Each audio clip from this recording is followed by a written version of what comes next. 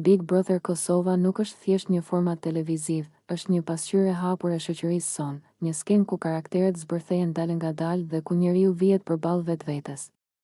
Brenda atyre mureve, çdo fjalë merr peshë, çdo heshtje flet dhe çdo veprim bëhet provë e karakterit. Aty nuk ka maska që zgjasin pafund, koha, presioni dhe bashkëjetesa i rrëzojnë të gjitha, banorët hyjnë me ëndra të mëdha, famë, fitore, zë. Por shumë shpejt e kuptojnë se loja nuk është vetëm strategji, është durim, ndjeshmëri, inteligjencë emocionale dhe forcë mendore. Big Brother Kosova nxjerr në pah kontrastet, dashurinë dhe xhelozinë, miqsinë dhe tradhtinë, qetësinë dhe shpërthimin.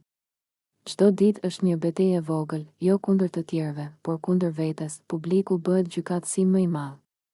Nga divani i shtëpisë, njerëzit shohin veten të banorët, dikush gjen guximin që i mungon, dikush tjetër sheh gabimet e veta. Ky është fuqia e këtij formati, krijon debat, ndasi, por edhe reflektim. Big Brother Kosova nuk i lë askënd indiferent.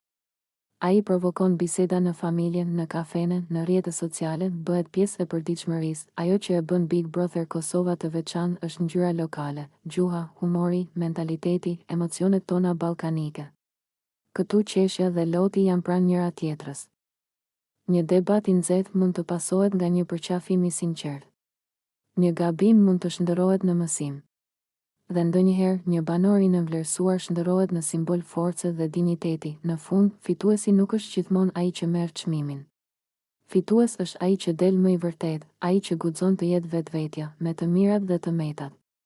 Big Brother Kosova na kujton se fama është e përkohshme, por karakteri mbetet. Dhe ndoshta kjo është arsyeja pse vazhdojmë ta shikojmë, sepse brenda atij realiteti të mbyllur, kërkojmë të kuptojmë më mirë realitetin ton të hapur.